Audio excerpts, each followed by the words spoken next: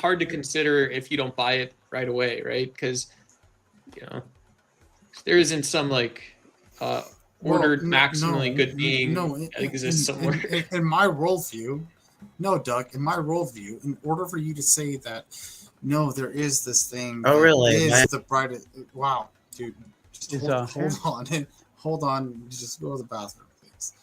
But like, if you were going to say that there is the brightest light bulb, you would have to give a justification what would be able to bring that to life, bring it up. You can't just make a claim. I can say that a house. I can identify a house. Why don't you just step in for? I can identify a house without seeing the foundation. But within my worldview, would that be true? Okay. Oh well, I suppose so. So you're bringing your own. Yes. This is my truth. That's what you're saying. Yes. So if I can interrupt for a minute, I'm going to step out for a few minutes. I may or may not be back. Good talking to you. Talking to you guys. That was an awesome show, man. That was nice to meet you. I'll try this again later. I just got some stuff to do. Go do some work. Yeah. I am very afraid that it is buffering. Are you buffering me? Hey.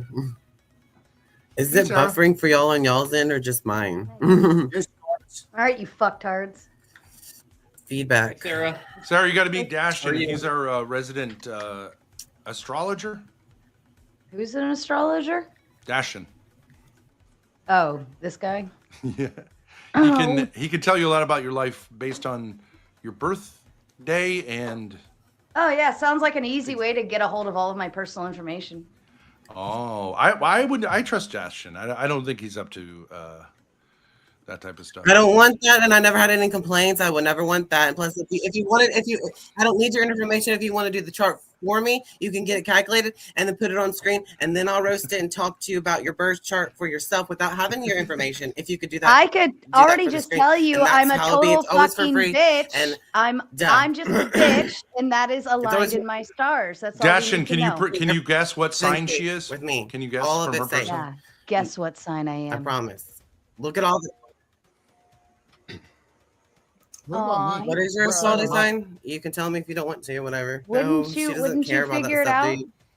Can you guess what sign she is? Wouldn't you know? From the looks of it, a stop sign. What is Which one? That was the best dad joke I've heard in a long time. I don't know. It's really buffering on my. I know. What am I? It's a you problem, Dash. Are you a Leo or something? Can we not talk about crazy shit for one night? He said Leo. Can we have Leo? Can we have one show where we don't talk about crazy yes, shit? I have a question for all of you.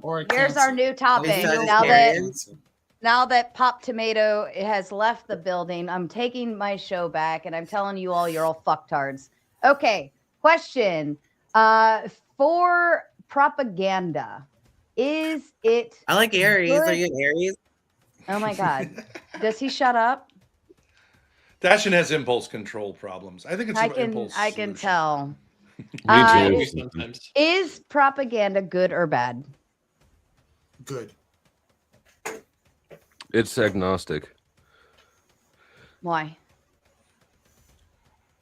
Actually, it's probably not good. I said that because I want to use it, but it's probably not good because it sort of bypasses people's autonomy. Is it not probably good because for the reasons you want it to be used for? I mean, if you're doing something to bypass somebody's critical thinking and just convince them of a belief through repetition or some other dishonest or coercive method, it's hard to say that that's really good in a bigger picture. It might be preferable to me, but.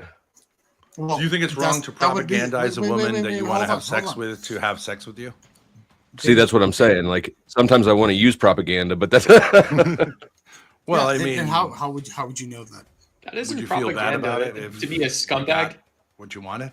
A scumbag. So now, I mean, you're not going to tell her. You're not going to tell her all the negative stuff about you. So you're, hold on, in a sense, going to propagandize. No. If it's going to be a scumbag usage, when you don't, that's the propaganda. Why? You think you're a scumbag if you try to present a woman with lots of reasons to have sex with you? What's scumbag about that? No, you. I like to lead with my peanuts, not my money. Oh, Spicoli, what do you think of Dashin? He's psychic Dashin the vampire. He looks like one of those elves I see when I smoke DMT. He looks like a DMT elf. Seriously. Machine elf? A machine elf. He looks like a machine elf. Are you a helper, Dashton? The type that flipped me off when I do DMT. I've had machine elves give me the middle finger. I smoked some DMT yesterday. I want to get Dashin's take on, because we were just talking with the Furby who wants to do the bottom surgery. I think Dashin is happy to not do that. Why don't we have Mel speed date Dashin? I'm helping Tomato brush her hair. I want to do a speed date between these two fruitcakes. That Furby kind of went out of line talking about stuff, and I don't need to repeat all that stuff. Oh, do you know Furby? You know the Furby? I don't know who that is. Melanie I don't Cosmic Fox. I don't know who that is. Spickle, your mic sounds like shit right now. And together. You could be buddies. Let's have fun. My mic, it's all buffering on my end. It's been hey, if you have to, now you can have. He was talking to Coley, who sounds like his mic is inside of a cup. I know. I've got like a $400 universal audio mic, and I'm using my cell phone. What a cheap Jew I am, right? Your mic's muffled. Not bad. Better now. That's racist. I'll be right back, guys. Now it's buffering again. My penis is buffering. Thanks for holding that in. All right. So where did we land on propaganda? Lying to people is wrong. I'm with if you got a propaganda. Lying to women about your penis size is wrong. Propaganda typically sent to school people. Sarah, you're muted. Okay. Are you horny, Sarah? Either Sarah. I was looking for Dashton. Dashton, and I can't. You mean the machine elf? Hi, Sarah. Yes. What are you guys talking about? Where did the tomatoes go? Propaganda. Would you want to speed date him? Why don't you, Sarah, speed date Mr. Dashton? Would you like to speed date him? I love Dashton already. You love him. Would you have sex with him? We're gonna speed date with y'all for her because she's the only girl up right now. How about now? Yeah. Can you hear me now? She's speed dating us. Yes, and Thorpe too. Yay! I mean, tomatoes. Hi, tomato. Spicoli, your microphone fucking sucks. Shut up. Are you a Capricorn? I love Capricorn. Let me go. Let me hit that button. Oh, dear Lord, that man. Hello, Sarah, and welcome to the panel. Have you watched this show before? Is it buffering on y'all side? No, why don't you go unbuffer somewhere else? Thank you. All right. Iotin comes in with a big 10, says, flip a coin and kick either Dashton or Spicoli. I just moved them both. I cannot decide. They're both hard to deal with. I agree. Dashton, you're backstage for 10 minutes. Nobody can stand you for a little bit. So let's give everybody some headspace here. All right. I ran into a concept of women, or at least people, not making babies. Our birth rate is declining. The world is ending. Feminism or the economy, why are we not making babies? Because forced birth is not okay. I picked up your Twitter clinger, by the way. Thank He's you. now following me. Which Did you one? imagine with weirdo? The women are tards. Oh, God. I don't know who the hell that is, but whew. He was like, the dude was calling me a midget J word, people like little hat people. He kept saying because I was short, I was a midget, therefore my IQ is low. And then Really? I am a J word, little hat people. And that makes my IQ low, which I don't know where he could fathom that one up. And then I am a woman, therefore my IQ low. but he kept moving the goalposts the entire time during this Twitter post. And all I did was ask a question. It was under Rollo Tomasi's post. All I said was, why is everybody so upset that women don't want to have children right now? Like, why is everybody so mad? Why? But like, why do the biggest problem in our country that comes in is our social system is set up as a pyramid, and we can't have less people on the bottom of the pyramid. You can't have less people paying for the people above. Eventually, that money just doesn't keep coming in. So if all these social systems like Social Security, welfare, Medi-Cal or Medicaid, all those different type of things, we need to have more people putting into it than we have taking out of it. It's just simple math. Okay. Anybody disagree? Yeah, I do. I think if we start with a position that's not talking about the dollars and cents, and we support people and we ask what that actually means, I think we'll actually end up with better. Dollars and cents. It becomes dollars and cents, right? But no society, right? Great Britain started with the Roman legions, sending money, sending taxes back to Rome, trying to get these guys to not steal shit from Rome. And so like when we look at, well, Great Britain is, yeah, they have a welfare state. They seem to work okay. Like a lot of this ends up just being about, well, how can you treat people better? And the same's true in the United States. How does that discount what I just said, that the money's got to come in, so we need more young people bringing in money, so when these old people don't work, that you just said you want to take care of, we have said money to do so. Because guess what? It's not about telling I Love Lucy how to play patty cake and to push babies out. It's a lot simpler than that. It's about inspiring people to want to work. It was you old people. Hold on. Sarah was trying to say something. Why are we asking men why women aren't having babies? Well, I'm asking why are people so mad that women aren't having babies? Okay, my apologies. I misunderstood the question. That's okay. Do you have any thoughts to add in? I think societal expectations have changed. I don't know that people are necessarily mad that we're not. I didn't know we weren't having babies. Shit, I had 2 of them. I mean, I didn't know we weren't. But you didn't have 5. No, I didn't. I didn't want 5. I can't. Well, that's their problem, right? What's wrong? I mean, aren't women ought to have children? Well, I guess there's a question in there because, I mean, essentially having more children, let's say in the 1700s, would have been more, you would have wanted that, not only because would have been beneficial. Yeah, well, not only that, but you wanted to guarantee your legacy because infant death rates were higher, right? And you could die in any instance. Illness was more prominent and so on and so forth. But then also you had more. You think our infant death rate is the same as it was in the 1700s? It doesn't matter it doesn't matter about the infant death rate. What matters is do you believe that matters. Yeah, dude. Hold on. In terms of for purposes of having children, hold on. Let me finish what I was saying. Hold on. Let me finish what I was saying. And also to have more, if you had a farm, to have more hands on the farm, you had more people capable of working to help support and helping to support your family in what you needed to do. So, why, if those were like a couple of reasons why we would have incentive to have children,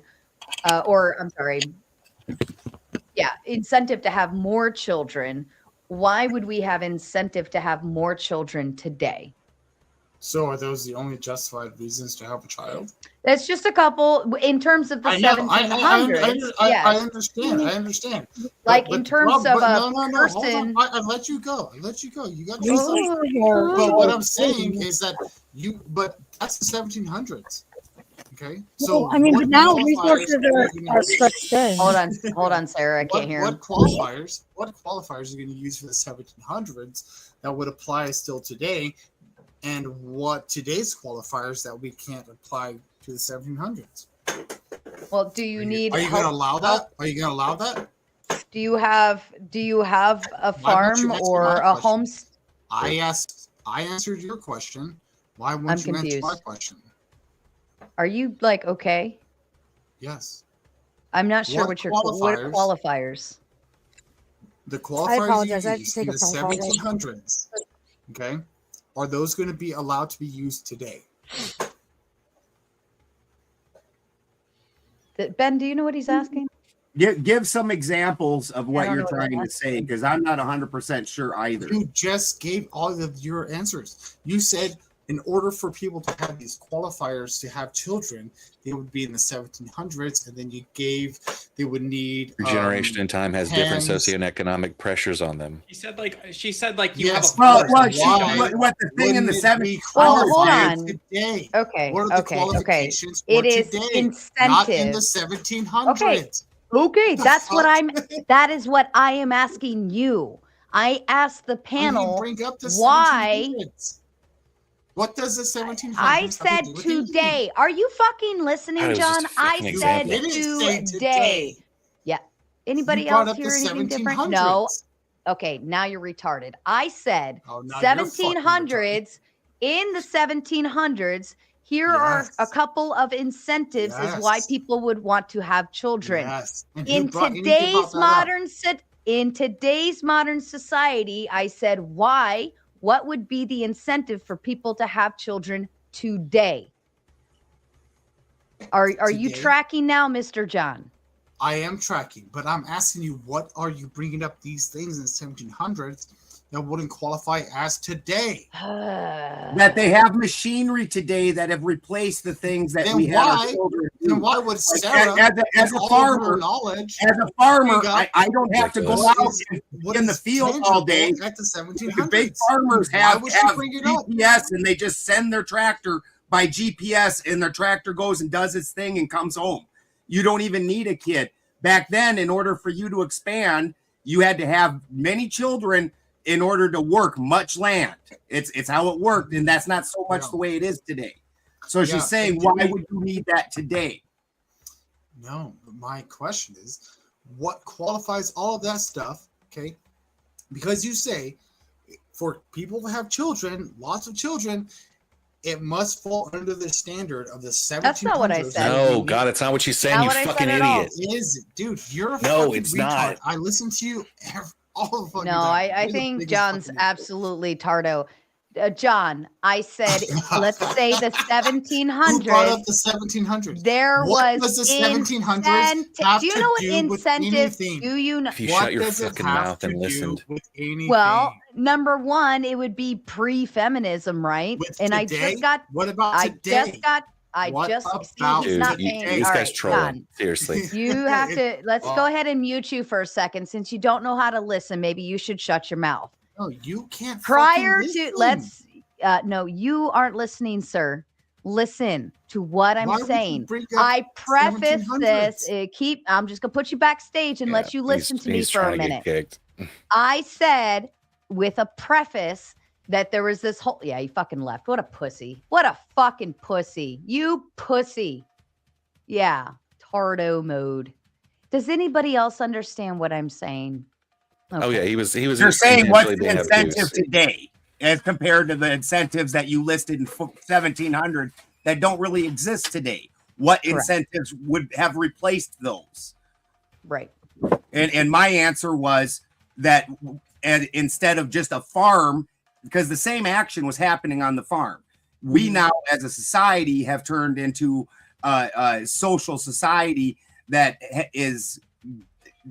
gives things away to other people, which is fine.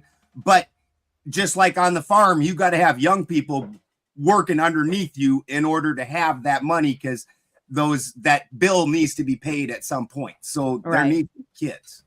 Right. And then for infant death, child death, those numbers were obviously higher back then. I'm assuming, right? I'm just going to make a educated guess. So if you have 9 kids, your chances of having 5 survive are more likely, right?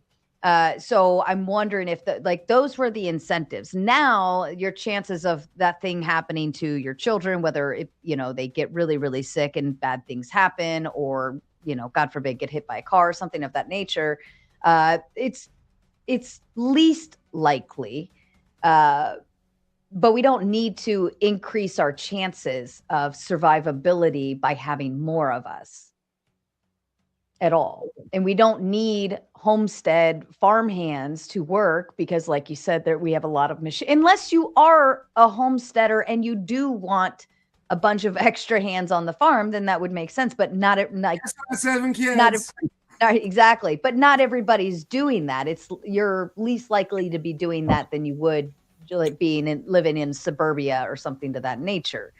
And economically, it doesn't kids are incredibly expensive these days. Not to say that you can't get by, but if you want to raise kids and be able to afford all of those extra opportunities, let me tell you about sports. Sports are very expensive. That shit ain't cheap. So even at sports costs or education, if you want to put them in private school, all of those things, or if you want to homeschool, whatever, that's the more you have, the more money you're spending. Not necessarily too much more, because once you have a certain number, it eventually things get passed down and hand me down. But yeah, go ahead, Sarah, if you wanted to say 3 of them. Sorry, I'm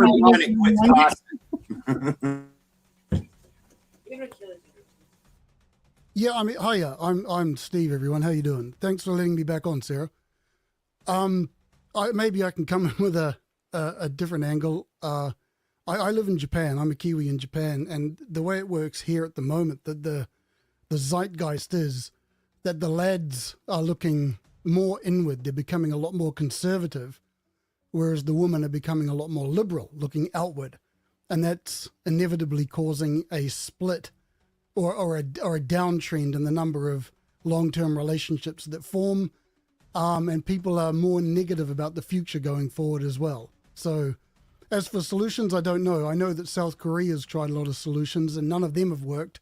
Literally handing thousands of dollars for people who want to have kids just hasn't worked. But I understand in Poland, they have some kind of, if you have 2 or 3 kids, you don't pay taxes ever again. Apparently that's making a bit of a dent, but to what extent, I don't know. But over here in Japan, I think it's a lost cause. I'd be hard pressed to believe it's financial in any way. I find the whole situation very interesting. I don't think the bleak future matters, but I do think that the polarization between the political alignments, that does have a weird effect. Yeah, and especially here in Japan, the country historically has had, they had a period of sakoku, which is basically they cut themselves off from the rest of the world. And the men are basically taking that kind of approach. It's a fascinating dynamic to observe. It's incredible, actually. If I could just chime in here, I think in America, I think the numbers are going to change.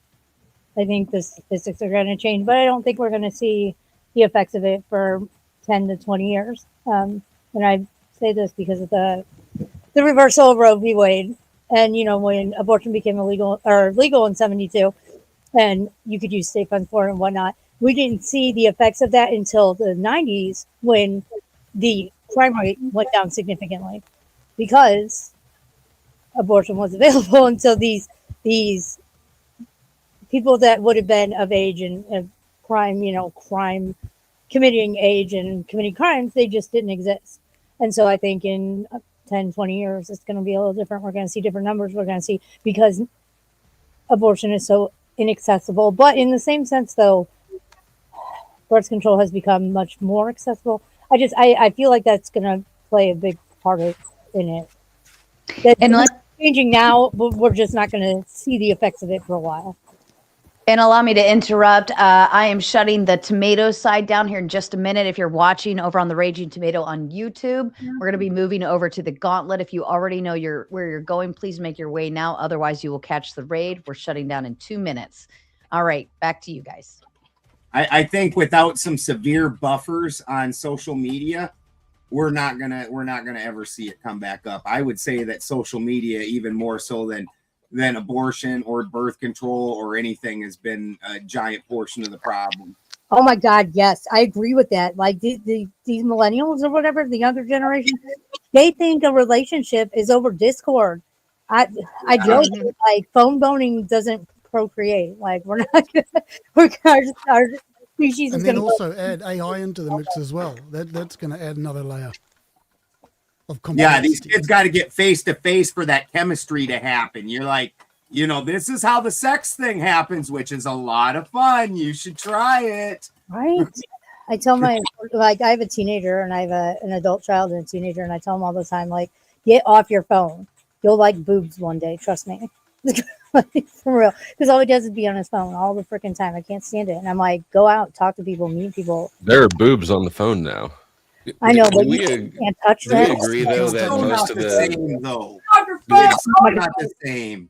do we agree that most of the doom saying is about the economic ramifications and not the actual like needs of our species? Like for until like 100 years ago, there's no point in human history where we were more than 2 billion people on this planet. Right. So it's not in the breadth of human history. Our current population level is not exactly what you could call normal, or our population growth rate. Right. Everyone talks about the growth rate going down, but our population growth rate's been going down since we could project back into the 1800s. Right. It's been going down forever. The baby boomers are the only aberration in that entire downward trend. And we're dealing with them being old right now. So we may not even have as big a problem as we think. We just got to get over the hump of a shitload of old people, waiting to die before we're back to a regular population rate. And speaking of population growth, head over to the Gauntlet right now. I will be closing down the Raging Tomato side. Head on over where it all gets crazy. Thank you. Sorry, I do agree. It's not social ramifications. If anything, socially, I would look at Universe 25 and state that part of the reason that we've hit such a decline is because just like Universe 25, we've reached that bound where there's just too damn many people. But in order for our welfare state to operate, which is what we've really built our country around at this point, you have to have more people underneath because you can't take everything from those few putting in. I mean, what if our technology outpopulates us and I mean by way of we don't need people in order to carry on those who are older than us because our systems are so good, our technology catches up. I mean, like in terms of armies, do we need manpower armies if all of our drones are doing the job for us, right? If everything's automated, missile target and this and that or another. I mean, how often do we see hand-to-hand combat? It's not like we're like in the Civil War running in with what's the bayonets, like going hand-to-hand. I mean, are they not swooping up every man that they can in Ukraine and dragging them into the army? Yeah. Did they not put a moratorium on males leaving the country because we need soldiers? Do they? I think I see what you're saying. I think technology is going to change the face of war or how we fight. I think it's going that way. I don't think it's there yet. Well, to your point, Sarah, there's a bit of literature out about people in, San Francisco who are at the forefront of AI. And there's a lot of, it's with the effective altruists. And a lot of those guys are, their belief is that non-biological entities going forward are inevitable. Therefore, I may as well be the one to do it and create that thing, even if it ends up destroying us. I just want to say, Are you talking about cyborgs? That's why we're in the Jurassic Park situation right now. They just exhaust natural resources. That's all I want to say. So, the more the AI grows, the more it's gonna affect us on a, what do you call that? On an Earth scale. You know what I mean? So everything's gonna go to AI, but data centers exhaust natural resources. Sarah's example is correct, right? So at the turn of like into the 1900s, right, when the Industrial Revolution is happening, one of the pressure factors that goes on to families at that time is the fact that factory work kills people, and children don't have, we don't have worker laws to protect children yet, so children are in those factories dying. So by those rich people wanting to put these factories in and needing human workers, it changed dynamics for how many children you would need to have, because some of them are going to die along the way. So them wanting AI and now saying, well, I don't need human beings as workers anymore, puts additional pressure on people who need to get jobs and pay for those children to exist, right? So it is kind of working in the same thing. Sorry, I didn't mean to interrupt you. First time on it. Thanks for having me on, by the way. But on that note, do you think that with the invention of AI and as it's growing and becoming more and more popular and we're dependent on it more and more, do you think it's time for a universal basic income to be able to protect families and workers who would otherwise just be thrown to the wayside by AI? Ooh, shots fired. Nope. Universal income. It looks good on paper, like communism. It works on paper, but when you put it into UBI isn't communism. You could have UBI and capitalism. Universal basic income has nothing to do with communism. Giving people free money is as capitalist as it fucking gets. Earning money is as capitalist. Perhaps you're just making a pipeline right back into the economy. Hold on. You're not. I think there's been a bit of a misunderstanding. So I said universal basic income, and then some people were like, communism. Like that's not. They're not. It's not even close to what I was saying. Replace communism with stoplights. The theory of it. It works on paper. At stoplights, at green light, everyone's supposed to hit the gas. So you're supposed to go. Everyone at the same time hits the gas. Everyone goes forward. Nobody gets in a wreck. But is that how stoplights work in real life? It looks good on paper. It looks it's a great idea. UBI and communism are both redistributive. Or did I say the theory of it? The fact that I get it. I get what you're saying. I'm just saying, like, they're saying the two things aren't the same thing, and I'm saying the objection to communism applies to UBI. Both of them are redistributive policies. Yeah. That the fact is, to pay for it, you're still going to have to take from that guy paying taxes. You're still you're not necessarily changing how the economy is structured per se. There will still be work, there will still be those things, but you will be able to insulate and protect people who would otherwise lose entire livelihoods. I mean, there are people whose entire areas, certainly in the UK, I don't know if it's the same in America, but that depend on certain industrial estates and things that would otherwise see them thrown away. What did we do when blacksmiths became obsolete? Oh, that's fantastic. We innovated and we created other jobs. There was more technologies. I totally hear you. But the trouble is with AI, it's not that somebody's inventing a better way of doing something. They're inventing a way to get you out of it altogether. I mean, if you work in a location that's got, a couple of factories nearby, suddenly machines and AI are doing it. You've got no work nearby at all. This is the folding of the entire digital age. Like what would we do if 25% of all jobs disappeared tomorrow? Look, innovation has happened all throughout human history. It displaces some workers. There's new jobs that are developed because of the new technology as well, though. When we develop computers, right? Does anybody remember any sort of joblessness catastrophe because there were less file clerks filing actual physical papers? No. Mm-hmm. Things just the natural market will create new jobs as it closes old ones. I do agree with that, but do you not think that when it comes to the creation of new jobs and stuff, when we're talking about like file clerks and things like that, we're talking about replacing sort of individual roles as opposed to entire industries and factories and the way that everything's set up. It's quite a unique situation. I mean, no, it's not. Industries have come and gone. The cotton gin changed the whole industry. Live streaming crushed the video rental industry. Yeah, I mean, Blockbuster is gone. We've all lived through a lot of innovation as far as industries and technology, right? We're all old enough to have seen that happen several times. I don't think that AI is going to be anything unique in that regard. But if we look at the way I kind of do, though. You gave us then, where we were talking about how like streaming was, streaming replaced Blockbuster and stuff like that. But there are still movies being filmed. There are still people being paid to create. Correct. We're talking about individual roles within a larger setting. I'm saying that once the whole setting changes, the game changes. What setting? You have to just reacclimate.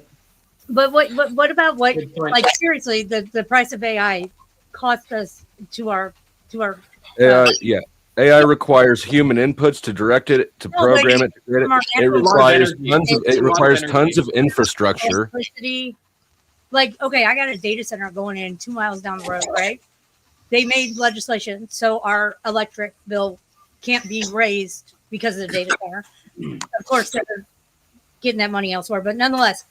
So as they're putting in this data center, right, we're getting information back from neighboring state of Illinois, and it's saying their data centers have depleted their natural resources of water. Their electric bills have gone sky high. People can't pay their electric bills at all. There's no government funding available for them. LIHEAP only pays so much.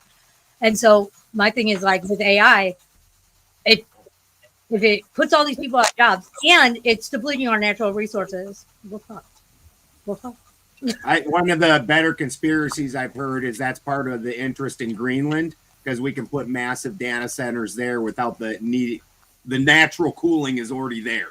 Like, it's not so hard to cool things in Greenland. Yeah, but you already have Alaska. I mean, last time I checked, that place was pretty cold too. Yeah, there's no rational explanation for theories I've heard. All I know is that this data center is going to mess up a lot of things, and I can't afford to move. So there's that. And that's one reason why I'm done having kids. Yeah. See what I mean? Like that economic piece to it. You know what I mean? Like it's a scary thought.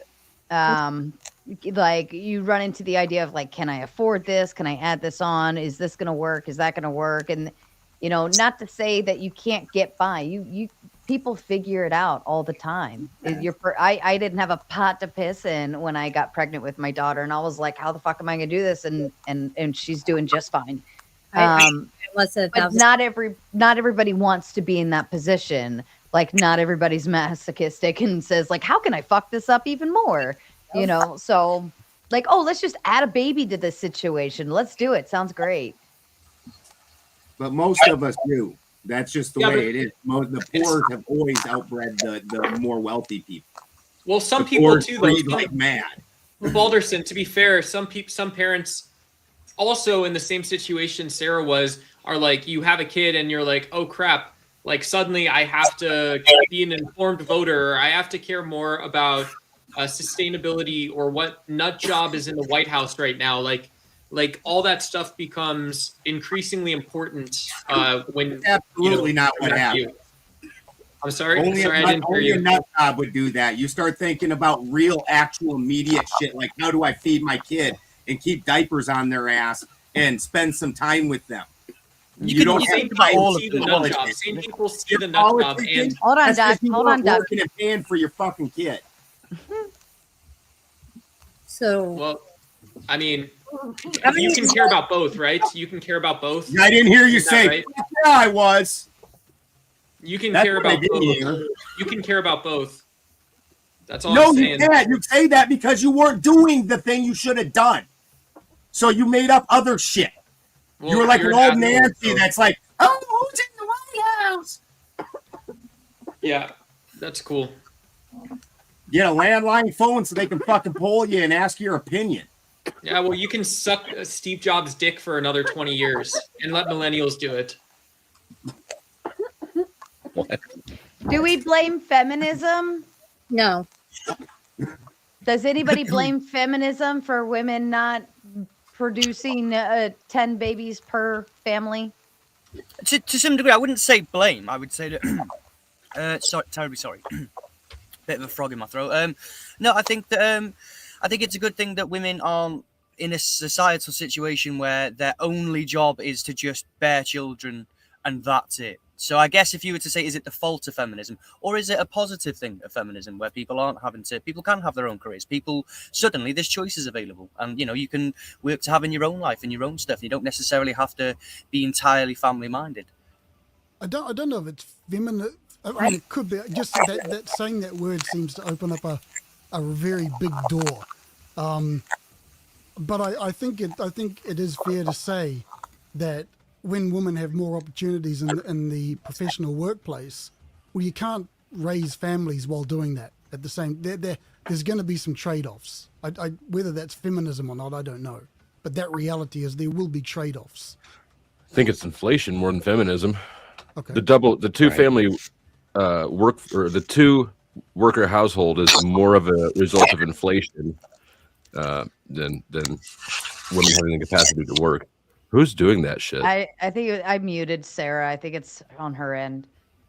Yeah, I mean, when people aren't responsible for their own households, to like what Ben was saying, but also when they don't care about the aggregate economy, it's like, yeah, you're going to get inflation, and then people start acting even like more moronic, right? Like then instead of fixing problems, it gets harder. So the people that wouldn't fix problems in the first place because they're too hard, right?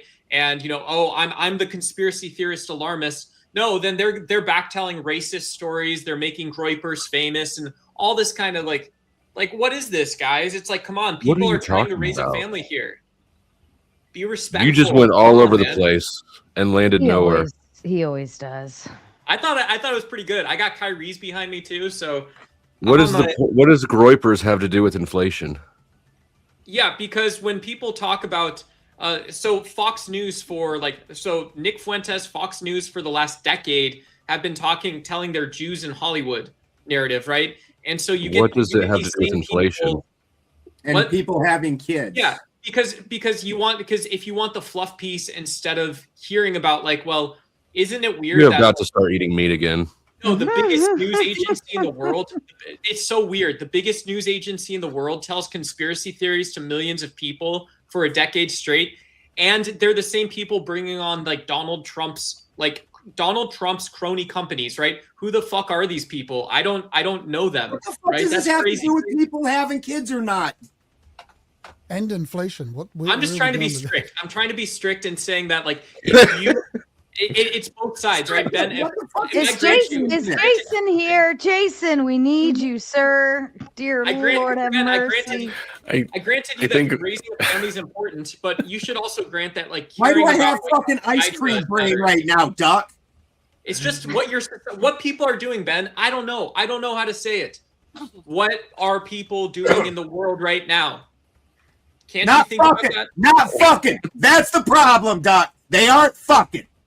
Good. You sound really emotional about that one specific point, and I love it. I love the passion. They're just not fucking enough. But no, I think obviously when it comes to the many reasons why people don't have kids, shout out to Mrs. Piggy in there. But the many reasons why people don't have children they're plentiful. Whether it's economic, whether it's social, whether it's there's lots of different things. Because they're all the economic side of But the economic side of it is a massive player and an increasingly bigger player in why people don't have children. Nappies or diapers, as you guys would call them, are more expensive. Houses are far more expensive. Everything is far more expensive. And me personally, I'm 32 years old. I don't have children because, and it's a conscious choice. I decided not to because I don't live. I haven't got the money or the effort to be able to create a decent environment for a child. And I'm sure a lot of people just like myself would be like, well, hang on a minute, until we can get something sorted out and get a nice, decent, loving home together that's stable with a stable job in a stable environment, then, I mean, what's the point otherwise? What the fuck, dude? And then two things that come to mind there, like there's one side, I don't know where it is in the Bible, and I'm not a Christian at all, but it says, without hope, the people perish. But then there's another proverb I'm aware of, which talks about some people just wait for the river to stop flowing before they jump in. You've just got to take your chance and go at times. And I agree with Balderson. Yeah, just people aren't fucking. I mean, that's really what it boils down to. I would agree with that. Well, Dusty, you have a theory on the reason why we are hormonal and charged and ready to go bone everything we can find as teenagers, and that pairs with the frontal lobe not being developed, because if we were logical creatures during that time, we would know, oh, that's a dumb idea. It's hard to reason your way into having kids, especially with somebody who's young and can't foresee a future in which their friends and family have died off and now they're alone. So it's really, I think that whether you believe in God or evolution, it doesn't matter. I think that there's a mechanism for your reproductive prime happening. Literally, your reproductive prime is right before your frontal lobes develop, which is your self-regulation. That can't be an accident. We don't need this frontal lobe to get the bang bang. I mean, yeah, exactly. If we all did a risk reward analysis on every vagina we entered, it would be probably detrimental to. I would still be a virgin, probably. There's valid irrational reasons to not have kids, though, too, right? Like someone can just say, "I'm focused on my career." Like in the cosmic scheme of things, that's not a rational incentive-based reason to not have kids. You can do both, right?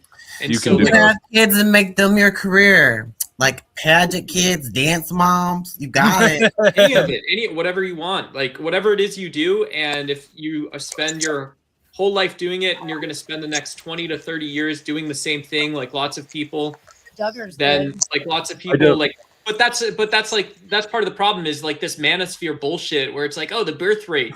It's like, no, like you worship a sky man in a book and you're telling me that there's rational reasons we don't have kids. Like, where did that come from? Where did it come from that our values and our incentive structures are all skewed? Like what? I think people put too much. I mean, of course, having a kid if you've never had one is scary, but they make it too big a thing. You can have a career and have a kid. In fact, I think that you shouldn't. I don't think anybody should actually make everything in their life about their kid. That's a little bit too much. You're supposed to be raising a kid so that they can observe you interacting in the world in different adult ways and emulate that. But if all they're seeing out of adults is that they stare and helicopter around their kids, that's not a healthy, I don't think. But can you not define what having a kid is for other people too? All parents let them go through that experience themselves. Hold on. Go ahead, Azron. Your hand's been raised. No, let Flo finish first. Then I'll take over from there, Sarah. You're saying something, Flo state, so finish it. Then I'll. Oh, I think I finished it. Did I cut off somewhere? Oh, yeah. No, I'm done. You made the face, so I mean, I think you finished. That's the vinegar stroke. Who else said that? Go ahead, Azron. Yeah, I just have a question for you, Sarah. Don't you think regarding the collapse of the birth rate and other problems that we're facing, it could also be fate actually? Like human beings always think that they're in control of the situation. But from my experience, I've seen many times we always face the unexpected events in life which are out of our control, actually, like cosmic events that we humans as puny mortals don't have any control over. And so that actually could have caused all the unwanted events that have took place on Earth, like sometimes explosion of population or too less of birth rates taking place in the developed world. These things are all out of our control, right? Don't you think it's something like has to do something with fate or something supernatural beyond our control? Actually, that could be a theory too, right? You can. I don't think that you can. Even if I grant that the cosmos is in play right here, like you still can't. That doesn't negate individual choices. Well, if you want to mix that in, you could say there's a combination of things. I think that's true for everything. There's always a combination of things that cause an outcome. Universe 25 though gives an idea of a societal growth and the steps that happen during a societal growth, and understanding that, similar to like what Young talked about, where there's a group zeitgeist that without a doubt takes over. And you're talking about the collective unconscious. The collective unconscious that makes these shifts that our conscious mind doesn't even really have any say-so in. Well, that would actually be realistic, Ben. I wouldn't even say like a conscious group think kind of thing. I would just say the environment presented itself and humans observed and said, probably a bad idea. You know what I mean? Right? Like, I don't even think you have to say that we somehow have this conscious, tapping into. I think we all just saw the same thing, or we all are currently seeing the same thing. And when we're all making the same rational conclusion that, if I have 9 kids, it's probably not the best idea. And what is the necessity to it? If I have 2 kids and a dog, that's okay. I don't think it's as much of a rational choice as we like to tell ourselves it is. I agree with Ben. I think that they say that 85% of your decision making is done automatically by your unconscious. You're not aware of it. It's shocking how fast your unconscious works. It's one of the only things that I picked up in treatment. That they showed a thing where they flash pictures so fast in front of you that you can't actually consciously recognize what it is. And they put sensors on your brain. And as soon as they flash your drug of choice, your subconscious picks it up and starts acting on it. It's like, oh, like for me, it'd be cannabis. Oh, weed? We're getting fucking weed. And it starts running it through the whole process. Like, and I never even saw the weed. Sorry, Phil. Didn't mean to interrupt. So, but what I'm saying is, if everybody is observing the same thing, then maybe. Well, but that's not the way the world works at all. But we see essentially the same environment, right? Why is look at the Pretty situation. Everybody saw different things there. The what? Pretty, the shooting and Pretty? Like everybody seeing a different thing there. What's completely obvious to me is the opposite to somebody else who saw it. But we all see it though. Right? We all see a thing, but what we interpret out of it is vastly different. So I think that just from the foundationally, to say that we're all seeing the same world situation in our calculation of whether or not to have kids, I think that foundationally is a mistake, because that's not happening. Well, then let me ask you, like, how many different options would you have if we all look at the same thing? What conclusions could we come out of it, and how many of them could there be? I mean, we could essentially say how many of us are there?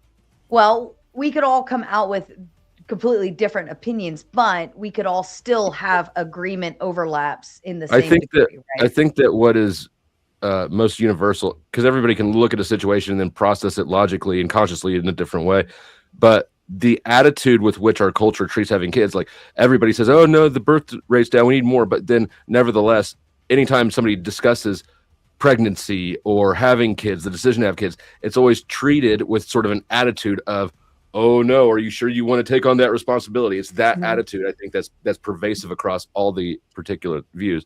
And I think that is the thing that's in our subconscious that's automatically snaps us to, like that sort of doom and dread attitude instead of an optimistic one, like, so, oh, awesome. Why do we now look at kids? Because we're smartening up.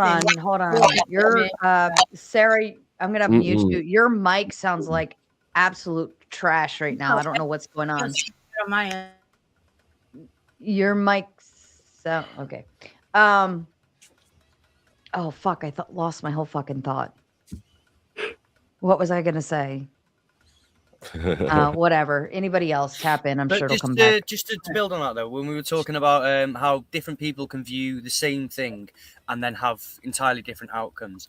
Your brain is a giant prediction machine based on your experiences, based on what it's learned. So same incident, different minds equates to different meanings for different people. So you can see the same, like, you can see an environment whereby it might not be a great time to raise a kid, and whereas someone else might look at it and think, you know what, I want to make some kids. And so we come to vastly different conclusions, sometimes exactly opposite from each other, whilst looking at the exact same opinion, the exact same situation. Humans are really difficult. When I worked in India for a while, working with a charity, and they taught us about this thing about like the different tinted glasses. So you can put on like people see through their own sort of tint. So you might see through a rose tint, I see through like a sort of green tint. And even if I was to try and put yours on, I would still see a sort of mixture of the both, but never truly independently yours. Everybody's their own. So we're all uniquely the same. If it sounds like a contradiction, but if you get my meaning. Fair enough. Ike, I think this is over on Flo's side, if you want to read it. For Sass, Casper, and Denizen from yesterday, thank you, Ike. I appreciate it. And I do have a special treat at midnight, but we need Jason in the chat at midnight for this. And Sasquatch too. If anybody can find, is he live streaming? He's conditioning, I think, right now. Maybe he's got it. Maybe it's Maybelline. That's the best joke you've ever made, Doug. But I'm a Christian, Balderson. I'm a Christian man, Ben. I need Sasquatch and Jason, especially at midnight, if they can. I'll text Sasquatch. Or Sasquatch can come sooner. Pause. But Jason, I definitely need at midnight if he's around. So yeah, go ahead. Have you heard of the 100 Monkeys experiment? Ducks Y on YouTube. What do you know about? So this is where there was an island, and some monkeys by accident got drop their potatoes in fresh water that they were being fed. And because they weren't covered in dirt and nasty, they tasted much better. So they continued doing that. So a few other monkeys started doing it. A few other monkeys started doing it. Eventually it reaches a tipping point, and there quits being this learning gap where it's not even this visual, I saw this happen, I'm monkey see monkey doing. It just is suddenly innate. And this happened to the whole island. And then this was a dual experiment where there was another island with also 100 monkeys, because that was supposed to be two different groups. That whole fucking island all at once started washing their potatoes without even contacting the first island. I think, I do remember hearing that. I do remember hearing that, but my initial thought was, what if two monkeys on two different islands happened to drop the potato in the water accidentally at the same time and figured it out at the same time? But they were being observed. So they know that this didn't happen on the second. Oh, they know they didn't. Okay, my apologies. Collective unconscious. It's yeah, we're back to the birthright thing. Like, it's obvious that we have a short-term drive and then a longer-term decision, and the longer-term circumstances are changed by the short-term desire. Because if you really try to rationalize especially, I've got a kid. I wasn't trying to have a kid. I was just trying to get a nut off. But it's one of the best mistakes that ever happened to me, right? But there's really no way to articulate that to somebody who doesn't have kids. Like, well, I know that you don't like babies, but you'll like this one, right? Like, that sounds like some bullshit. So, right. Do they, when you were like in 1950 or whenever you had your first kid, did they like prepare you to be a parent or whatever? Who? Like doctors, nurses, prepared to be a parent, bro. We're all broke. That's all I was we're all asking. stupid. We've got our own. What the fuck we're doing? Yeah, no, we have our own parents that we learn either good or bad, influences from. And then, like, I went to the Lamaze class, but like all I recall from that is that everybody gave me shit for being a smoker.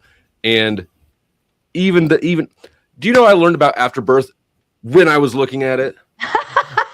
No. Do you know what that was like for me? Probably pretty traumatizing. And allow me to let you all know, this will be your afterbirth moment, and it will be traumatizing because you only got 30 fucking minutes to hit the goal. Now, I was nice and I let you guys have your time with Grumpy Tomato, and I wasn't a bitch about it or nothing. I didn't bother you. I didn't set any more goals, but that doesn't mean we get to get lazy. You guys already took an L last night. Would you like to take another big L, and I'll just take the rest of the fucking week off, and guys can go figure it out for yourselves? You let me know. Hit the dono goal or fuck off. All right, back to you again. No, I just think if you really want to take a W, though, piss there off. Hit all the donos on my side and ignore. Okay, it's over exaggerated, is all I'm saying. Because I think if you have a kid in 2026, you make the leap or whatever it is. Like, you can let your kid be raised on the internet. You can do homeschooling. You can do old school parenting stuff. You can read books, data-driven like scientific-driven parenting. You can do natural parenting. You can learn it all for yourself for the first time. And so, like, I think the birth rate crisis, especially if these mofos are so obsessed talking about AI all the time, it's like, what are you actually going to get back from complaining about? All the good Christian folks ain't having babies no more. It's like, well, I don't care. I actually don't, like, it doesn't matter. Like, you can make the choice yourself. So you're saying that then I don't have that problem. I got 7 kids and 8 grandkids. I'm out. My people are out fucking all y'all. So I don't care. Y'all can just delete yourselves. Just that's a lovely way to imagine your kids and grandkids just out fucking everyone. No, they've got 50s. They're out fucking everyone. They're outdoing them. They're reproducing more. No, I meant they're all married. Yeah. They're all married. married. I didn't mean that they were. Yeah, commas are important. The difference between out fucking everyone and out fucking everyone. Yeah. They're not sledding around. Well, maybe the one. It's just weird to hear like Charlie Kirk in Turning Point, where like So they like Turning Point goes out and they tell you, they're like, yeah, have Christian babies, and it's like that's had nothing to do with it for 1.2 million years. So basically 99.9% of human existence, having Christian babies has had nothing to do with having a baby, and yet somehow here we are. Can I ask you, Duck? And I'm sorry, I may have I've come to the conversation late. I'm also new here, so I don't know. But when we were talking about conception and the rates of birth rates, things like that, I didn't quite hear anyone say about babies, Christian babies specifically, or was that the paradigm that I've missed? Yeah, he's attacking somebody that's not here. I think none of us are in the U.S. I don't think any of us are particularly Christian. I know. And it's the main. The main thing is like it goes with this old school U.S. like narrative where like one of the myths that people would tell was that like, oh, well, good Christian families could have lots of kids, and this is part of Calvinism too, is like parenting and having kids is part of predestination or predeterminism, whatever it is. It's one of the two. And so but this is like, I mean, we're seeing a resurgence of like some of the, like, I would respectfully call it both faith and a folk narrative. It's kind of both. And so like, but like, yeah, having a faith-based like criticism of women who are 28 years old to me sounds like you're not doing politics, you're not doing religion, you're just an asshole. Nobody here is taking that argument, Duck. Well, I hope not. We're all you're fine. making an argument against, like, I don't know. Do you need to go find Andrew or something? You're boxing against a shadow. I talked to Rob today, actually. I told him if there's ever a reconciliation, we can do tomato stuff. But yeah. So that was you fun. want to do tomato stuff with Rob? You fucking weirdo. I want to mush up all the tomatoes with all the Eastern Ortho bros. We'll do a mayo sandwich. Yeah. Oh goodness. Yeah. Yeah, but I think having a strong like I think there's this like story of a strong male patriarch, and this is my last thought on this topic. But like, okay, so if that's attractive to you, fine, but that's a placeholder, right? That's not real life. And so for I think young women or young men who are young people debating growing their family, it's like, okay, so you're attracted to a patriarch. Put that out there. Just put it where it is. Worship it for as long as you can. And then when you're done with it, it's like, go back to living your own fucking life. Like, what do you want to say? Okay. Mythology, and Jordan Peterson, this is the other side of it is, Mythology. Jordan Peterson was out in 2015 and he was like, oh, these young men, it's so sad to see them, and men without meaning and purpose. And basically what they told you to do was, instead of think about this stuff, the deep state, Jordan Peterson and his buddies got together and were like, well, make the patriarchy, and male purpose a big thing again. It's like, no, you don't live my life. And you're also not that smart. You're a PhD, but you're not that smart. 4409. Yeah, that's I know how horrible of them to try and get you to man the fuck up. What the fuck is their problem? Why would they want you to actually let your knucks hang and act like a dude? God. Maybe. Yeah, but to be fair, dropping in the lovely 5. Thank you so much, Osron. I didn't realize he left. He's always so quiet. Go ahead. No, yeah, I was just going to say then about Jordan Peterson is also the same guy that fell for the milking story. Do you remember that? When he was like posting about how they were milking men in China in these massive factories and the conditions of men were awful. They were extracting their sperm from them in some sort of dystopian dairy farm for men. Like, that man is deeply unhinged. I think whatever he says. I want to see the PETA campaign for this. It'd be fucking great. How do I volunteer for that though? That doesn't sound bad at all. Yeah, that's what they all thought in Futurama before Death by Snoo Snoo. But right. We learned a valuable lesson there. It's not always fun. They're trying to steal my seed, mama. Oh, goodness. Fair enough. So I guess we all agree that not having a bunch of babies is probably okay. I mean, does anybody think it's the decline is actually bad?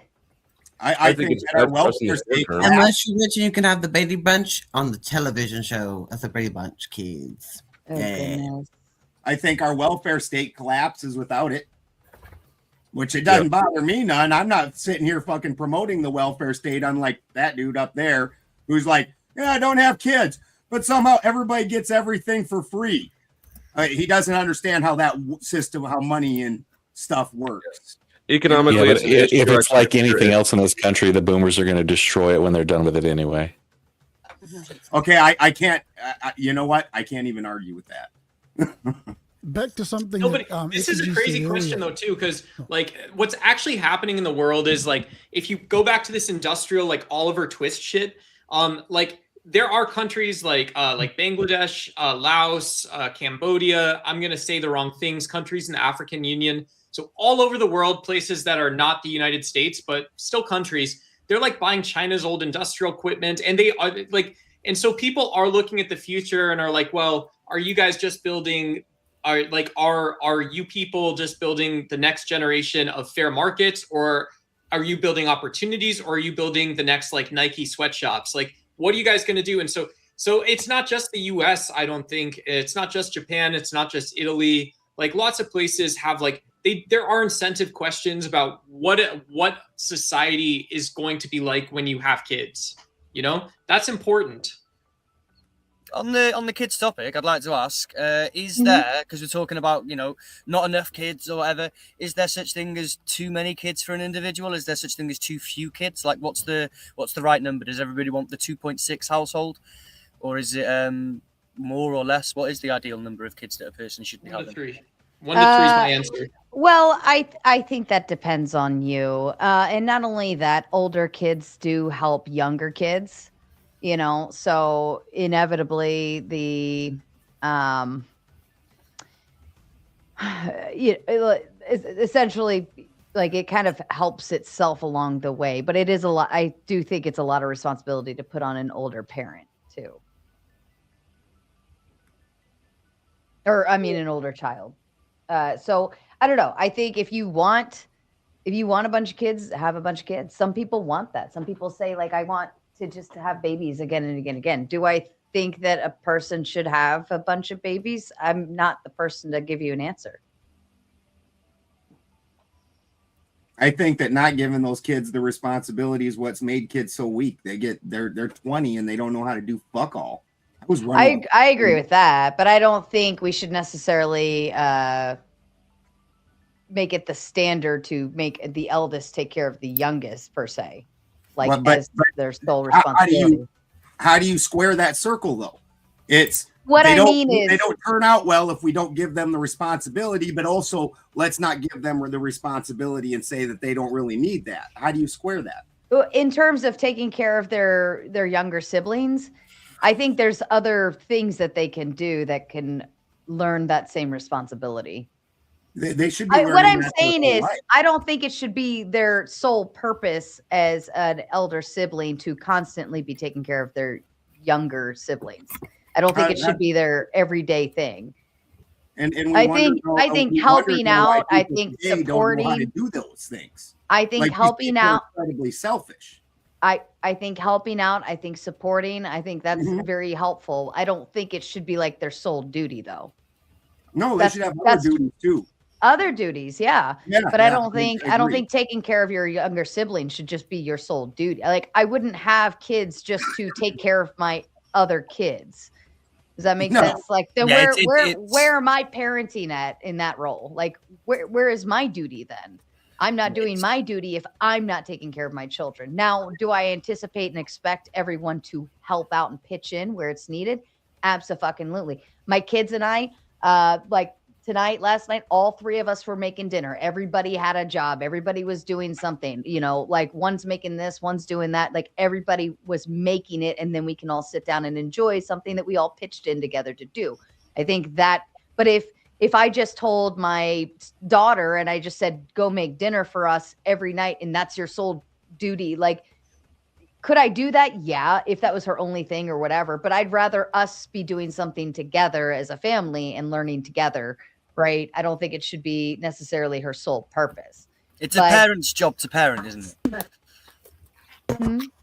It's the parent's job to parent. It's the kids' That's job what to I'm be saying. kids. That's what I'm saying. Well, I don't think it's necessarily the kids' job to be kids per se, right? I still think they should have their kid days, right? Innocence is innocence. But yes, learning, learning, like, I don't think kids should have parent problems, right? Parent problems are adult problems. You don't bring kids into adult problems, but should they still have duties and responsibilities and learning to everybody should be contributing to the household? Abso-fucking-lutely. And speaking of a big contribution, Iotin said, the show has been pretty weird tonight, but I like it. Let's get to midnight. We need to get to midnight, but I need a Caucasian Sasquatch and I need Jason to the floor at some point in time this evening. And somebody's got some bad feedback or something. But a big shout out to Ayatin, and you can all throw tomatoes in that fucking chat because she saved your ass tonight. I'm just gonna leave that one on the screen for a little bit. Sorry if I'm covering your Jared, face. do you know what we call those? Do you know what we call those over in the mega bloodbath space? What? We call them we don't actually, but we call them the big red rocket ship. I'm just gonna call them I don't think so. super awesome donos. Somebody's got feedback coming. Sorry. Anyways, Abe, I know you're covered right now. It's all right. I can see. What do you think? Birthright decline or I can't even talk. Birth rate decline. Where are we at? I really wonder if the West survives. What's going on with your mic? There we go. I'm sorry. Say it one more time. I said I think hold on. Is somebody talking in somebody's background? yes, it's my background. I think. Hold on. Oh. Trying to adjust the noise gate so you don't hear it, but it keeps Yeah, you are gaming happening. really loud. I can turn down. I'll turn you down on my end. That way you don't have to mess with your gain too much. Give me a check. Hello. Yeah. Okay. That's not Sound like pretty official, Abe. Mic sounds good. Headset sounds great. All kinds Thank of you. stuff. That looking spectacular. Thank you. just to say, we've got Honest Abe up here. We love it. You definitely fit the role. Well, thank you. No, I'm wondering if the West survives if the birth rate decline increases or continues at its current rate. Well, the West will always be the West. I mean, geographically speaking, it's not going anywhere, and whoever resides within the West will be Westerners. So, you know, why would it even matter if most of the world is facing similar kind of declines? Why is it just the West? Well, I mean, any system that we want to see continue forward, right? Like if I want my children to have at least the same constitutional benefits or rights that I currently have, and their children to also, and their children beyond that to also, then why would I want that to be diminished? Why would I want that to fall away? But do you think that in generations and generations to come that you will still have the Constitution, or do you think it will be amended so much so like the ship where it's had all of its pieces removed and then put back together, so a Constitution of sorts, but not the same one that's... Well, the way that it looks now. Do you think we're going to need that type of Constitution in the future? Hold on, you're all going. Sorry. Well, I was going to say, I think that the way that it looks now, I don't see that. But I think that that's like a fight that's happening within the U.S. as we speak, like in every direction for different reasons in different parts. But no, I don't think that it's going to be exactly the same in 100 years. I don't think it'll be, but I do think that the basic principles should remain, right?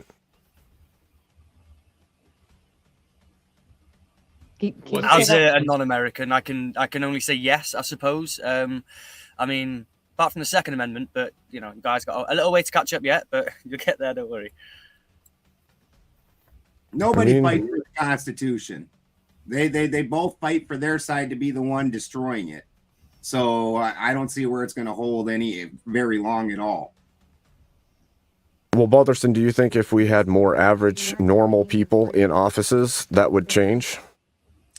I think that we're not given that option because the DNC and the RNC are private corporations. And because they're private corporations, And this was proven in the Bernie Sanders case where they sued the DNC because of the donations that got used that were given directly to Bernie, ended up getting funneled elsewhere. And so there was a giant lawsuit. And in that lawsuit, it was determined that absolutely the DNC cheated to put Hillary Clinton into place. But they said, but here's the fact. They are a private corporation. And if they want to choose their candidate in a smoke-filled back room, that is their right. That was said in a courtroom. And the same applies for the RNC. And this isn't the first time they've done it. They did it with George McGovern and Hubert Humphrey III also. Like, you don't get the options of the good guy. That was what I would have said about the Epstein thing. The reason that so many of these politicians all are involved in these kind of things isn't because every single person can be turned, because some of us just aren't that horrible of a people. But the only ones given the put up for the election are the ones that can be controlled. They don't let wild cards in. I mean, I think that sounds fairly true often. Most of the time. I think people are like groomed into becoming the thing that they want, and then they push that person, and you see it all the time.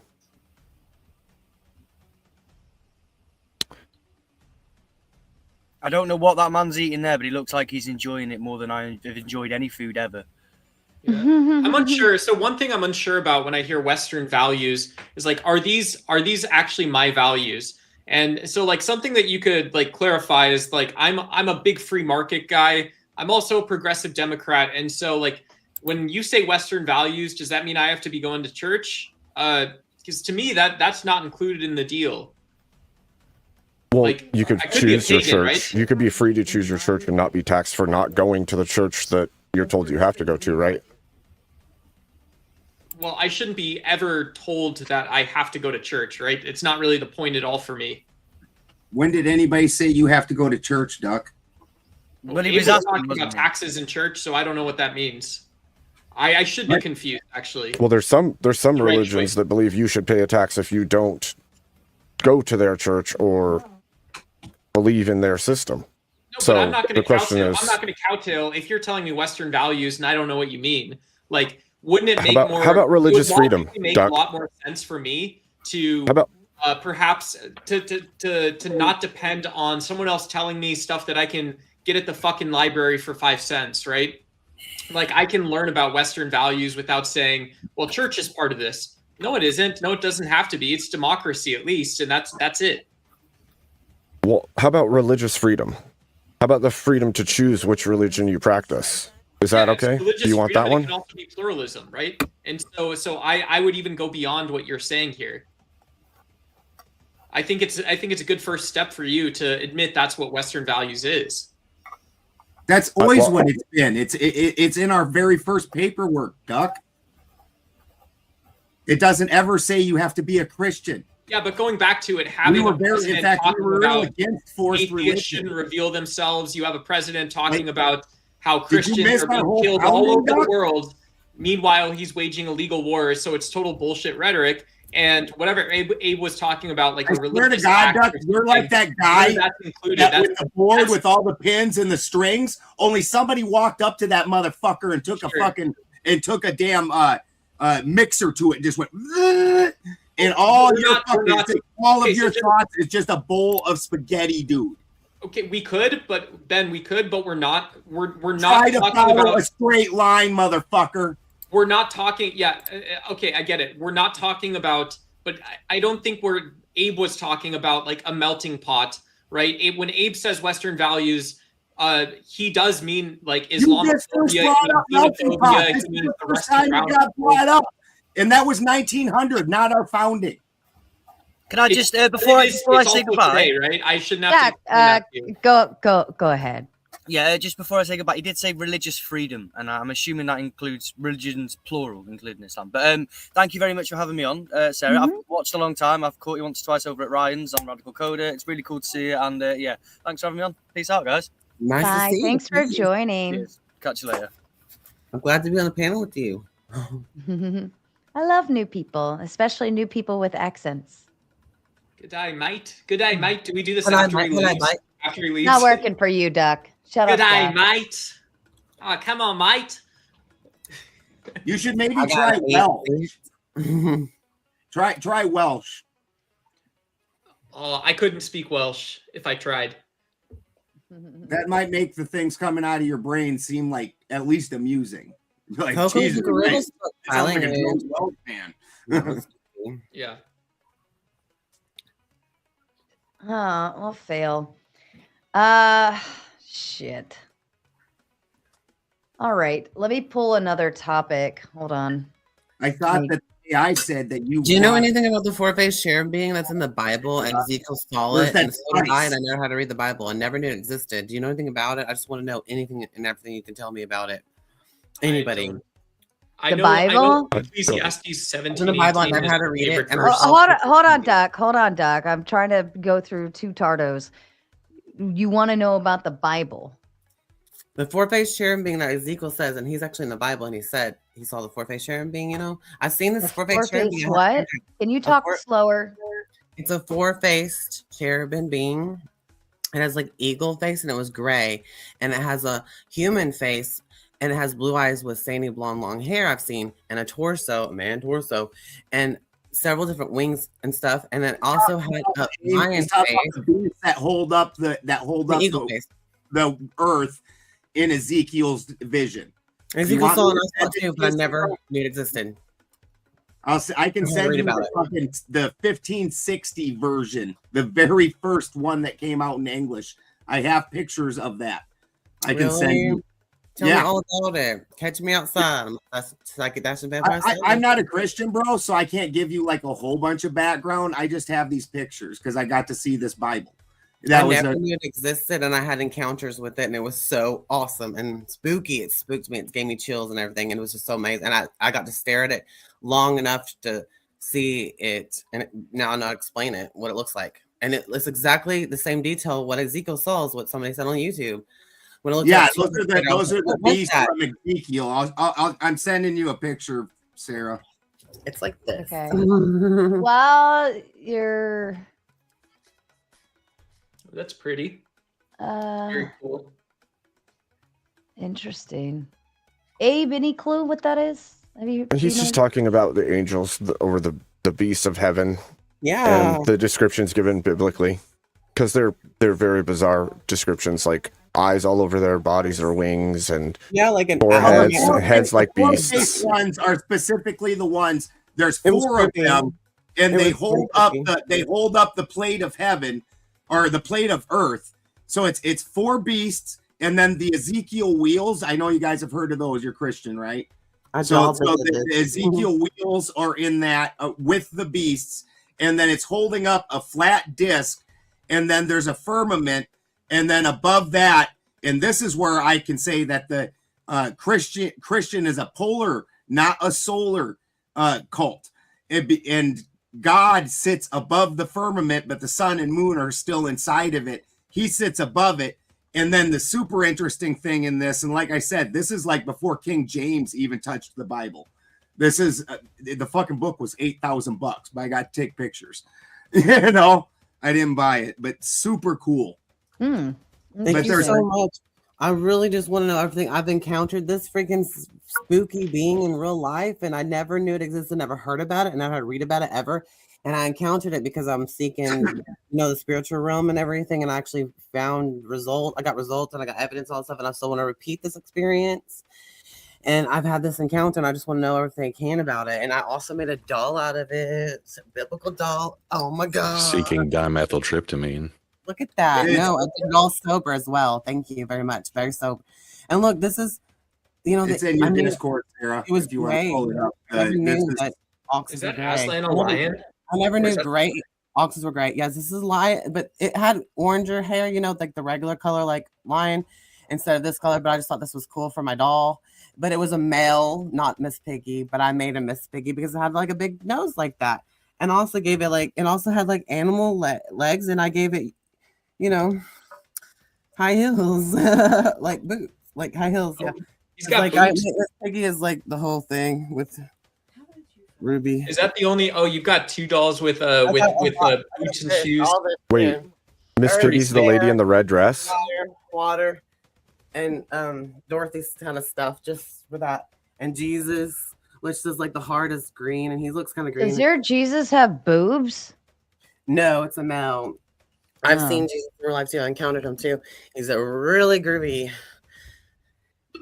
I've actually seen spirits and stuff. So allow me to take this time to tell you all: don't do drugs, kids. It's not drugs. Don't do Sober. drugs. Do drugs, okay?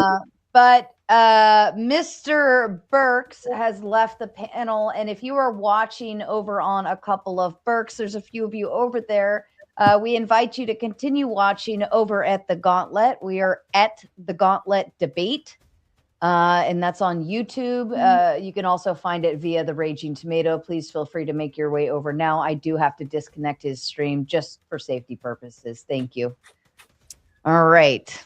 I just want to say this. Burke was all things. Before Burke left, he was all things. Ezekiel's vision. Sorry. It's in your Discord right now. Oh, thank you. Yeah. Let me see. I just always want to know. Creepy looking. Sorry. I collect basketball cards, so I don't know. I have like trinkets that are also like sentimental and stuff, chilling around my little like office studio kind of place. Yes. Fair enough. All right, next topic. International bankers and the super rich took over America when they funded the North in the Civil War and established the Federal Reserve in 1913. Balderson, go.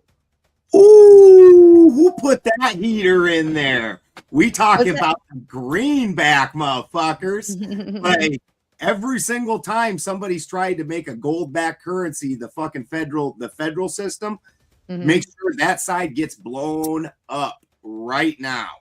Like Libya had the highest standard of living in Africa. Everybody loved him. He was promoting so many good things, giving farms to people, had the Great Water Project. Libya was just a paradise. We turned that into a fucking rubble pile. Why? Because he also came out and said, hey, we're making our own monetary system called the dinar, and it's going to be backed by gold and real. And the Federal Reserve said, bomb everything. What did we do to the South? We took their freaking tracks and we tore them up off the ground. Why in your own country would you tear apart your own infrastructure? What kind of war plan is that? They pissed off the banks. I can explain. Because Muammar Gaddafi was also a Ba'athist like Saddam Hussein, and so yeah, this is a little bit racist. I heard the CIA version, Doc. This is the CIA. No, this is the CIA version. Is that the ultra victim, dude? All you're gonna do is be you are gonna be an MK ultra victim, because if all you're gonna do is be an autocratic asshole, and you're gonna lock people, ultimately what you want to do is lock people in your prison. Well, you're going to do more of that. You're going to get better at it. You're going to get richer. And yeah, we're seeing this in China right now, which is like one reason, like China is obviously like a fairly friendly country, but one reason to oppose China is they are getting better. There's arguably Uyghur concentration camps. And so Muammar Gaddafi was not Saint Pope John Paul II or something. He was not a perfect guy. Nobody said he was a perfect guy. That is exactly what you said. I mean, you did call Libya a paradise. Come on. Libya was a paradise. That's you can look that up. That's not even me saying it. They had the highest standard of living in Africa. I think you can poke around. I think you can poke around Libyan history. And they were making everybody around them better. You could poke around Libyan history and see these like beautiful bodyguards and stuff, and basically realize that certain aspects of Libyan society, and maybe important ones, are a complete mirage. They're a complete fantasy. They're not real. Know, it's not a fantasy. It's all a rubble pile now. And all the water gone. All the farms gone. It's an open-air slave market now, motherfucker. How's that better? Yeah, but that's more the same lesson as Ukraine, though, right? We want to make excuses. We want to make excuses. The open-air slave market in the pile of rubble people are living in way better because we think that Gaddafi was evil because we listen to the CIA. Well, you'll do anything for the almighty dollar at the end of the day, right? Balderson, do you think so you can criticize old Uncle Sam or John Kiriakou or whoever the fuck it is, but at the end of the day, if you're the one who shines your shoes and says, "Oh, pick me, sir, I'm gonna go do my job," well, like you're supporting the same system that that opposes small weak states like Libya. Go ahead, Abe. I was going to say, Balderson, it sounds like you're saying make greenbacks great again. Well, the greenback system, yes. Then the greenback was they were going to have an actual backed system, and the other side was down with the Federal Reserve. And like even Andrew Jackson is the only president that successfully decoupled us from the World Bank. He's the only president that ever did, and they tried to assassinate him like 3 different fucking times for it. That dude had a freaking rabbit's foot up his ass or something. Like one of them assassinations, dude walked up, put the gun to the back of his head, pulled the trigger, misfire, pulled another gun out, misfire. Fucking how does that shit even happen? Like that dude was a beast. But we knew that as soon as we get involved with the Federal Reserve, we're fucked. You can't, if you give up the power to coin your own money off your own resources, you've just screwed yourself. And they won't let you unscrew. Yeah, I mean, the weird thing is the counter narrative is just the federal government also, much to the chagrin of Republicans in the United States, always, people voted for politicians that would hand out money to the big magnates and industrial entrepreneurs, people building stuff. And so it's like, why would you have a conspiracy if you literally this is by democracy. You just vote and elect people in that are going to give billion-dollar payouts, that are going to give literally millions of acres of land to the richest people in the United States in the first place. It's because you wanted the railroad, right? It's not because money's so valuable. You just want the railroad.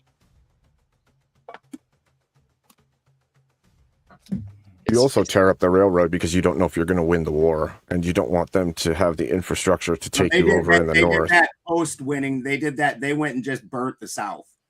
It was bad. They even actually canned a general for doing it because he was so bad about it. It was just literally salting the fucking ground.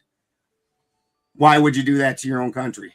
Duck, do you think it's okay to suspend habeas corpus sometimes? Do all the other shit to your country. Oh, I don't think I disagree with that, Effigy. Yeah, I got serious questions about law or something.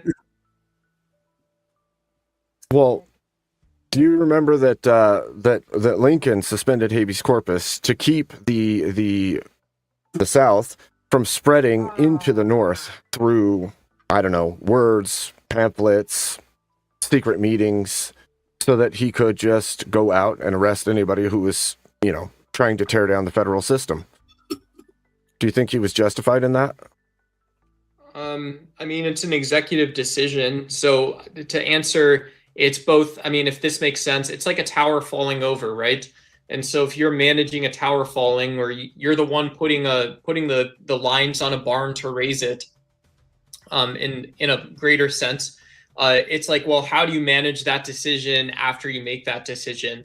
And so for Lincoln, I would imagine that would have also been, wouldn't it have been that guy ultimately has to, he has to make northern cities willing to fight. He has to keep that sort of war merit. And so you have to build on things that you already have in place. And you have to make that conflict closer, right? And so, part of this is that in the antebellum South, you should never dehumanize people.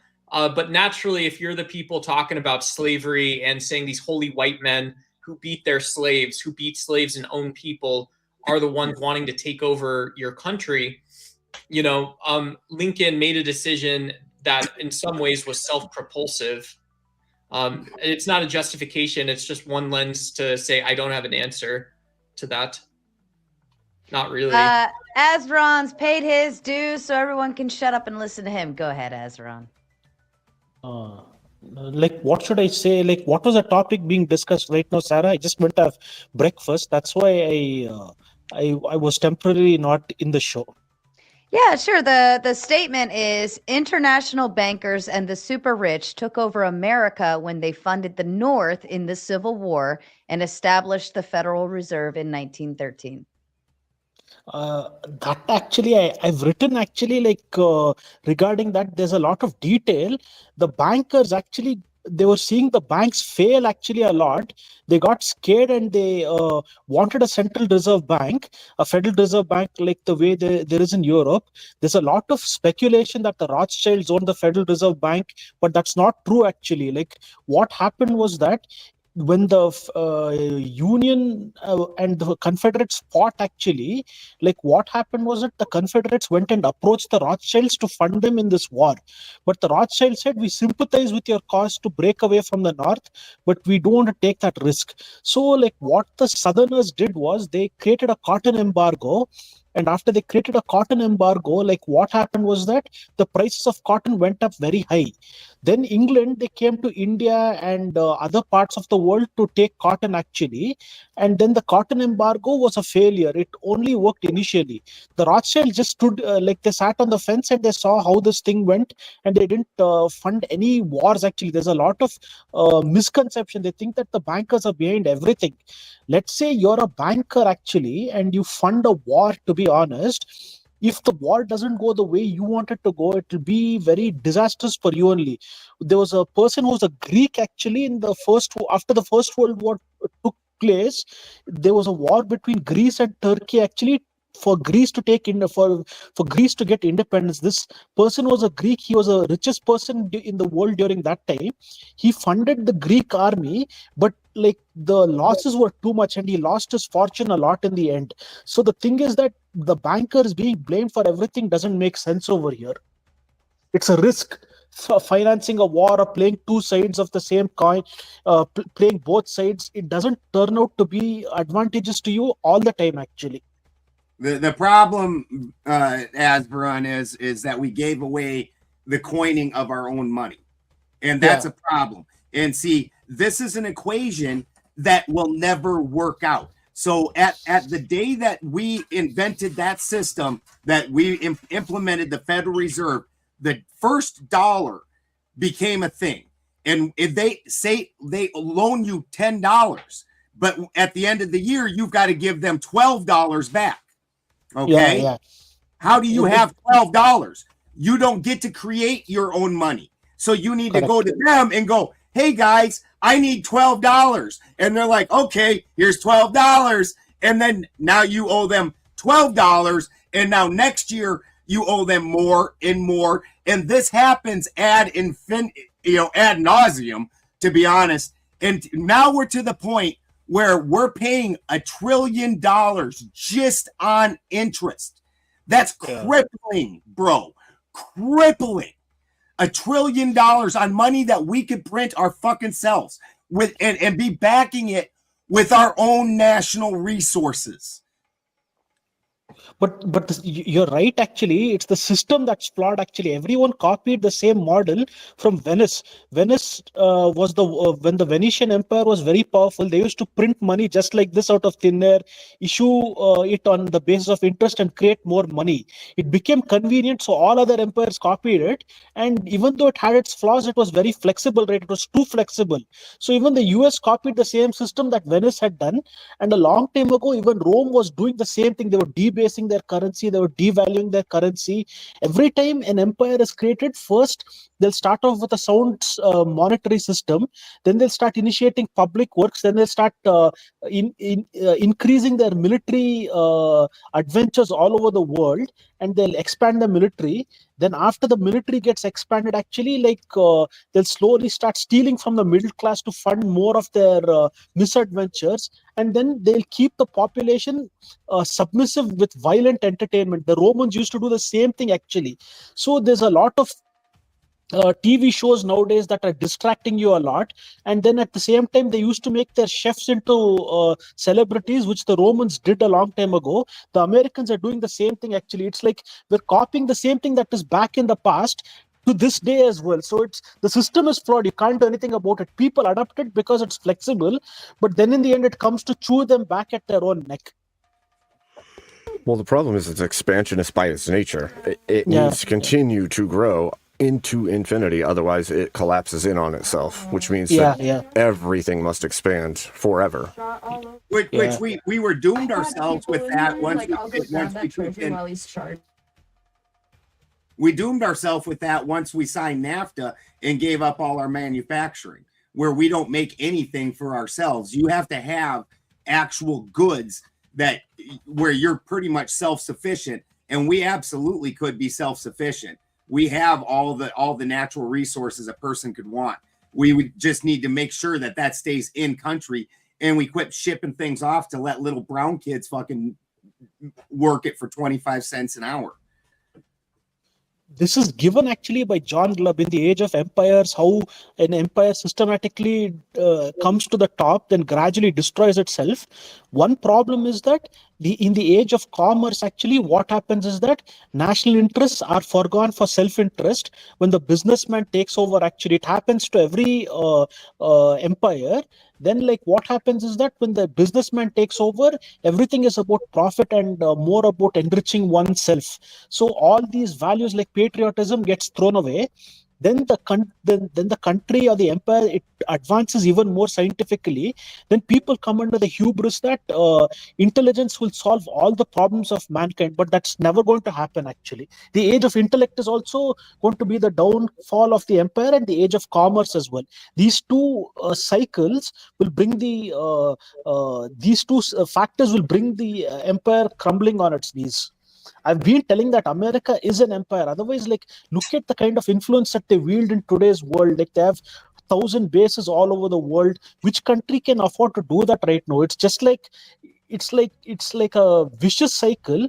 And next, I don't know who's going to become the next empire, but they'll follow the same pattern that all the empires have followed. Actually, yeah, even the United Arab Emirates right now has had to pull back on their fucking expansions and quit making islands and shit. Everybody like, not totally.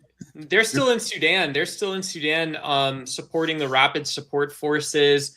And so, yeah, it's really bad. You know, you see a beautiful swatch of land, you know, beautiful land, a beautiful country, and basically you've got foreign powers, right? Egypt, actually just today, and I won't take up too much time with this, but today, New York Times published like really a breaking piece talking about how Turkey and Egypt are collaborating to launch drones from a secret airfield. So Turkey's making drones.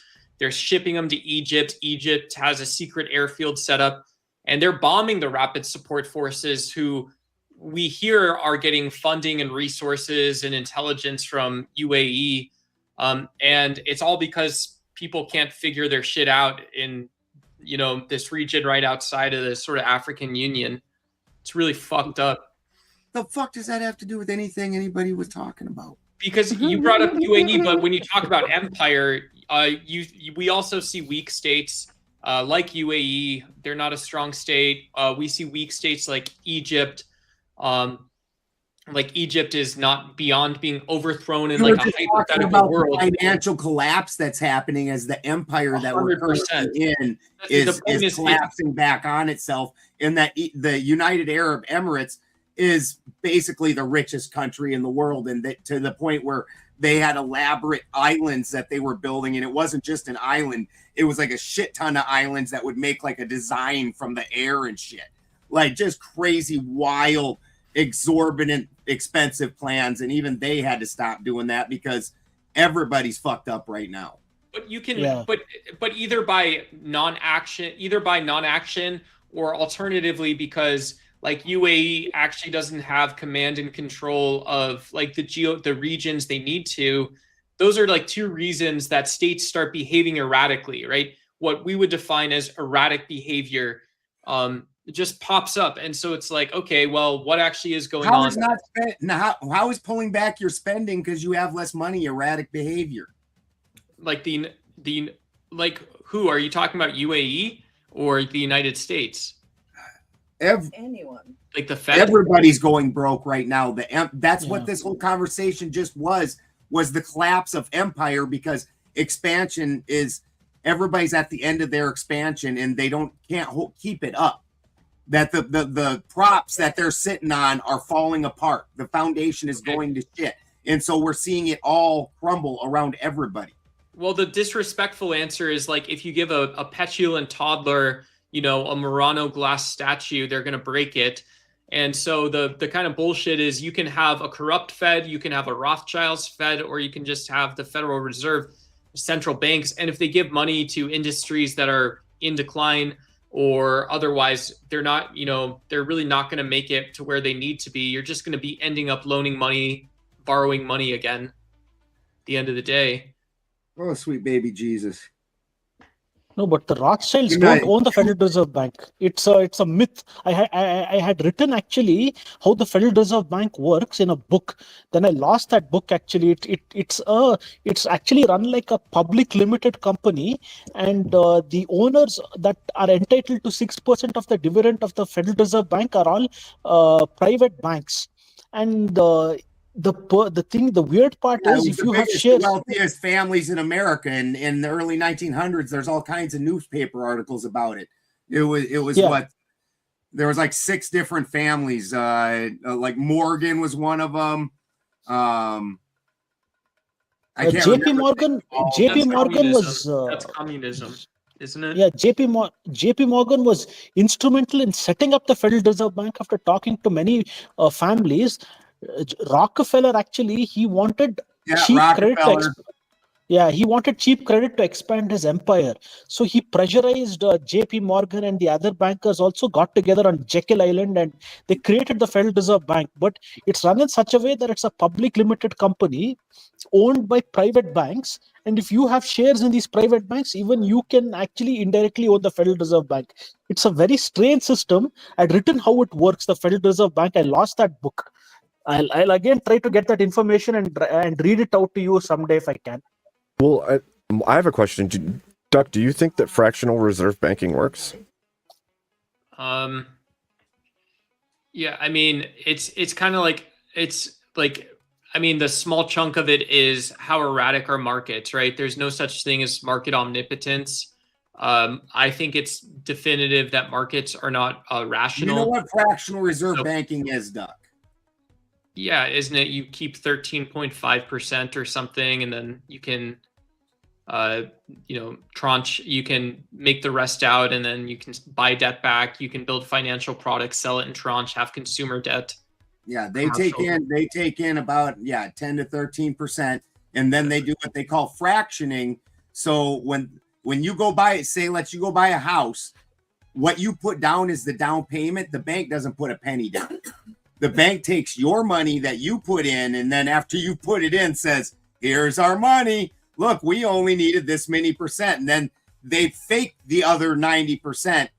And this is where we end up with this giant, overwhelming debt. But the problem, the trick of this is again, the bank didn't actually put anything up. They never were at a loss. Your money is the only money that has ever been put into it. Well, it's kind of stupid. Just so FYI, we're going to shut down in about 10 minutes. I'm going to raid over to Sasquatch. It's his birthday. I do also want to sing happy birthday to Jason. Maybe he'll catch this tomorrow. But we'll close out in 10 minutes. Go ahead. So the only reason I wouldn't trust fractional reserve banking is because because like, yeah, you know, it's not just Jamie Dimon. It's not just having these activist investors, whoever they are, I forgot some of their names, but it's like, you know, if you are not basing the economy on the fundamental workings of that economy, which include the people and the society itself that it's operating in, plus the global markets, then you're going to have too much unpredictability, especially, you know, it's just like, it's conceivable to wonder like, well, what is the foundation that we're operating on right now? That's a really safe way to say that. And so it always brings up both risk and stuff, but yeah, generally I don't see a problem with creating debt. It's just bad, I think, if people are, you know, if there's not like ethics or morals in a society, it's like, well, what are you doing? You know, what are you doing loaning all this money out? All the money, it's falling out everywhere. You know, people can see it. They see it when they walk by. You know, so you gotta abide and jive and all this stuff, you know? I don't know. I have no clue. That's my best answer, Abe. Sorry.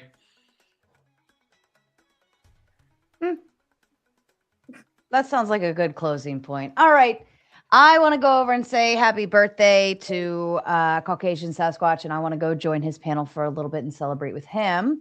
If everyone would like to say their goodbyes, Psychic Dashton, let's start with you, please. Thank you so much for having me, Tomato. Tomato been juiced tomato, yeah. Juiced tomato. Cheers. Thank you, Dashton. We're glad you're here. All right, Azron, to you. Would you like to say your goodbyes? Yeah, thank you, Sarah, for having me on your show, and it was a good show. So thank you, and thanks for everyone for being over here as well. Bye, Sarah. Perfect. Thank you. We appreciate you. Mr. Abe, would you like to tell everyone goodbye? Sure. Have a good night, everyone. God bless you. And come out, check out Abe Dinkus' channel sometime. Absolutely. Thanks, Sarah. We love Abe. I'm so excited. You're growing so well and so amazingly. And I told you that a long time ago, and I'm really excited for you. So keep going, keep your consistency, and